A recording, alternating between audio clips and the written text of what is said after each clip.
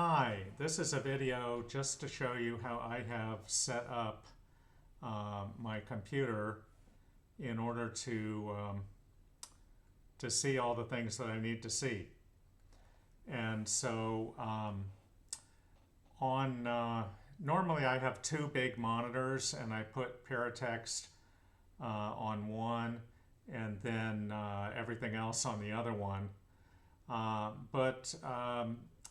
Today I only have one monitor, so I'm showing you the configuration that I use with this monitor or with my laptop. And I think a lot of you only have one monitor, so this might be applicable to you. But if you have more room, then you can do more things. So anyway, this is how I have Paratext. Now, right now I have it taking up just the bottom half of the screen. You can resize it by putting the mouse at the top of the window and dragging it top. So you can make it bigger or smaller. Right now I have it taking up about half of the screen. And I have the translation notes display text on the left here. This gives a literal version in the bold text and some dynamic possibilities below that, and implicit information is in this light gray text here that you see. Then I have the two translations we look at most often are the NIV and the NASB. I have that in the second column. And then over here I have something called a text collection. And this actually has a number of translations in it. At the top I have the NRSB, then the Easy English Bible, then the T4T, Translation for Translators. That's very useful. It supplies a lot of implicit information. Then I have various versions of our AI text. So these were generated by Alexander's program. And they're all trained with NIV to our generated English. But this one uses the NIV as a source text, the NIV for the parts that we haven't yet translated. And the NRV revised reader's version is a simpler version of NIV, then a dynamic translation based on the NIV, then one based on the NASB, the T4T, the CEV, which is a simple, easy translation, and the Easy English down here. In this text collection, there's a left column that has all the individual translations and a right column, and what you see in the right column is based on what you click on here, and I usually click on the T4T. And then you can see that the T4T is the one that's selected up here. It's the first item. And then all the right text is for the T4T. If you wanted to see the Easy English Bible in more context, you would click on the blue text here. Then this is all Easy English. So you see one verse for each translation in this left column, and then you see in context a bigger section over here. Over here, I have the Greek or Hebrew, and I have it with the parts of speech, grammatical information, and with glosses, so you can see the meaning of the text. So here's where you find, the original text, and you can see whether there were actually words representing the things that you have in the English translations. So, you can move things around. So see, I have this NASB, so I can drag this over here. I can put it down there. I can drag it back over to here. I can drag it to the right part of this first column. I can drag it back. So you can see that you can drag these windows around and put them wherever you want. Now to open them, you click on this, these three dashed lines here, three horizontal lines, And first you have to install the resources. So it doesn't know at first what you want at all. So suppose I want the Amplified Bible. I could click that, and then I click on Download, Install down here in the bottom right. And then it would put it in a new place. Now I could move that, so I can drag that little panel down over to the left here, put it there, or I could close it. One of the things that I hadn't showed you yet are these hidden resources. So there are little icons over on the right side of the screen, and if I click on that, it brings up that resource over here. But here there isn't anything. So if I can get rid of it by clicking somewhere else, I think. How do I get rid of that? Okay, click on this, and then it went away. Okay, so the problem is it was covering up this other one. When it covers up one, you have to manage to click on that to make it hide again.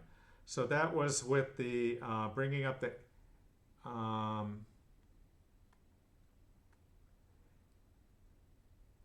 so suppose I want to hide the amplified version. The way you do that is you do a right click on the upper bar, and then you see move to auto hide. Okay, and if you click on that, then there's another icon that showed up on the right for the amplified version, and it automatically showed up. So if I click on the other text first, it'll go away. So if I click on this amplified, it comes in. If I click on the hidden text, it goes away. So now I don't really want that. So if you click on the X, it will remove it from the hidden list. So the icon disappeared. To open up this Hebrew Greek, you click on this little Hebrew character here. So if I click on that, it opened up another one, and it starts out with just the original language.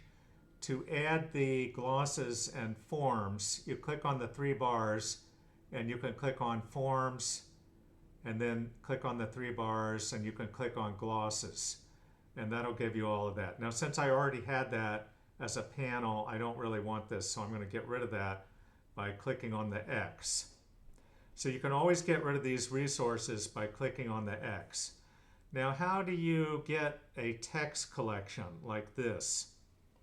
What you do is you click on the three bars at the upper left, and you click on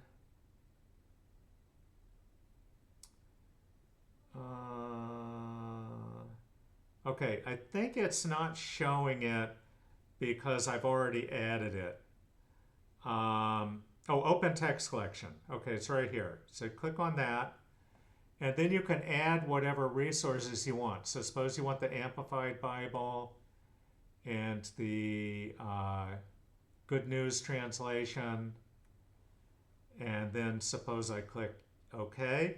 Then I get a new window, I have a new text collection, and if I click on the Amplified, then it will give me two columns. I have the two different translations I chose here, and on the right side I have more verses in context.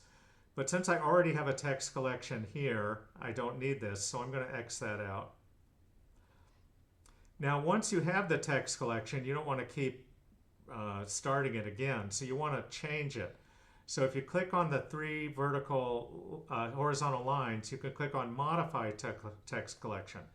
Then you can either add things, you can move them over from these resources to your selected text, or you can, so if you want to add the Amplified, you select that and pick the right arrow, it moves it over here.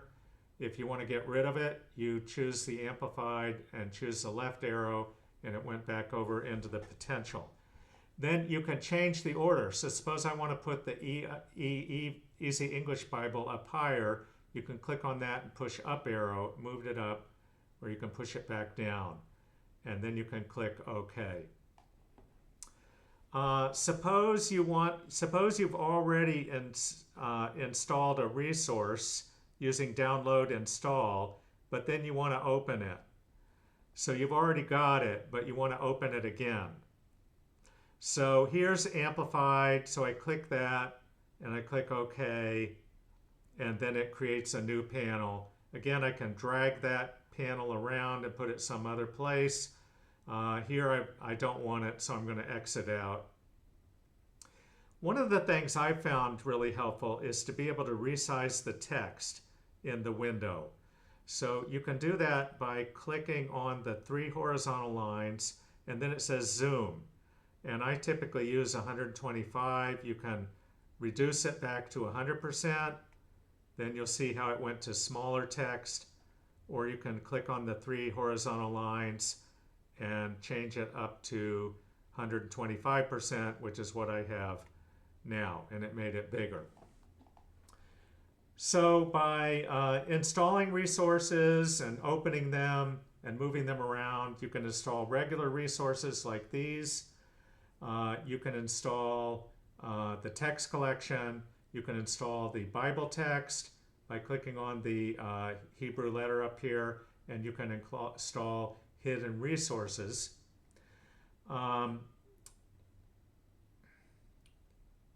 One of the things that's useful to know is that you can select the book of the Bible by clicking here.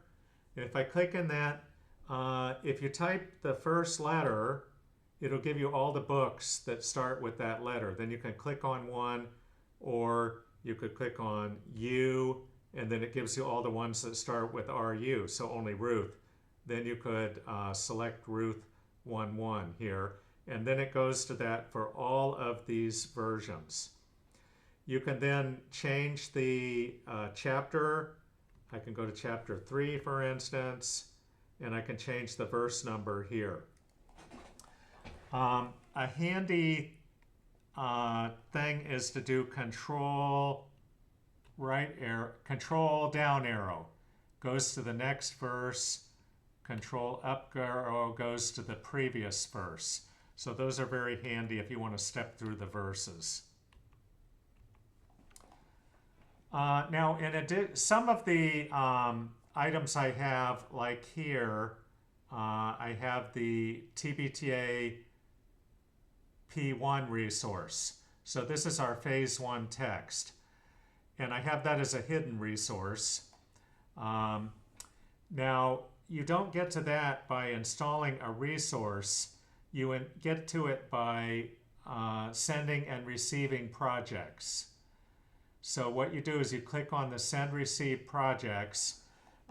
You will need David to authorize you for these projects. The Easy English Bible, the TBTA P1, TBTA P3, then all of these that start with TAI. These are artificial intelligence generated texts that provide suggestions for phase 1. They're not usually good enough to use all by themselves without correction, but they can provide a starting point for drafting your TBTA text. So if you were to click on one of these and then click Send Receive, you would get that text and it would open it up for you. I don't need to install any new ones, so I'm going to click Cancel. Now, I also have a number of Windows tabs open in Chrome. So I usually use Chrome. I have my email, my regular email and calendar. Here I have Click, so I can get my communications. You can always add more tabs by clicking the plus sign in Chrome. I have Zoho Work Drive open here, and it shows you how to get to various books. You start out by clicking on Templates, and then you go to Old Testament or New Testament, So if I want New Testament, and then suppose I want Revelation, and suppose I want chapter 6, and then suppose I want this section. So that's how you get into Zoho, but I already have that one open, so I'm going to X that out. Normally, when you start working in Zoho drafting, you work in compose mode. So this switch is to compose mode, and then you just write your text down here.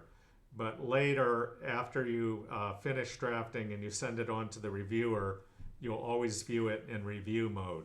And at that point, you'll switch to track changes. You can switch on track changes right here.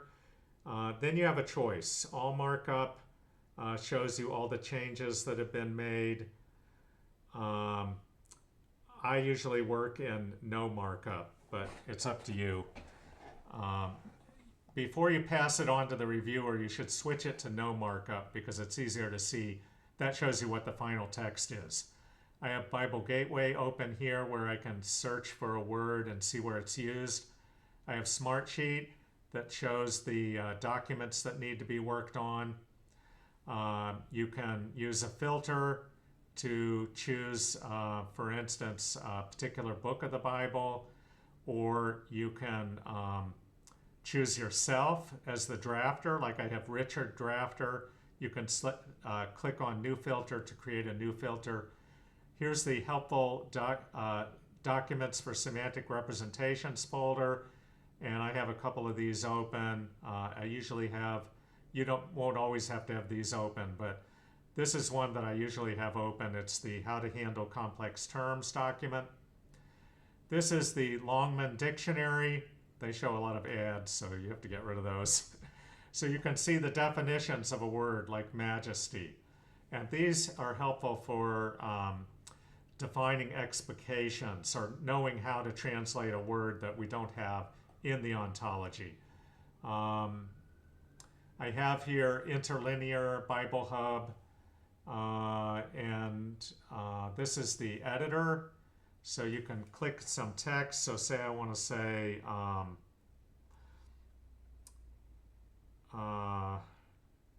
when you're doing the full phase one, not the HE, what we call the HE1, you could say, John had majesty,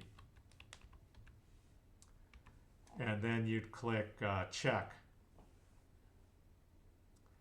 And it tells you there's a mistake. It tells you we don't have a word majesty. Word majesty is not in the ontology, but you can get a hint here from the how-to document suggesting use great.